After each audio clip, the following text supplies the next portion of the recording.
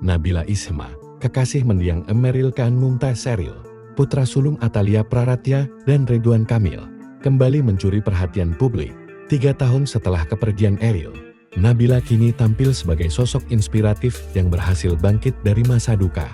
Namanya dikenal luas sejak tragedi Eril tenggelam di Sungai Are, Swiss, pada Juni tahun 2022. Ungkapan duka mendalam yang ia sampaikan kala itu menuai empati publik.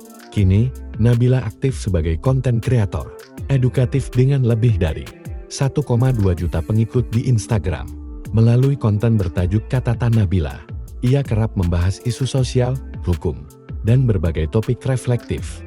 Nabila juga menunjukkan komitmennya di bidang pendidikan dengan melanjutkan studi S2 Ilmu Keluarga dan Perkembangan Anak di IPB.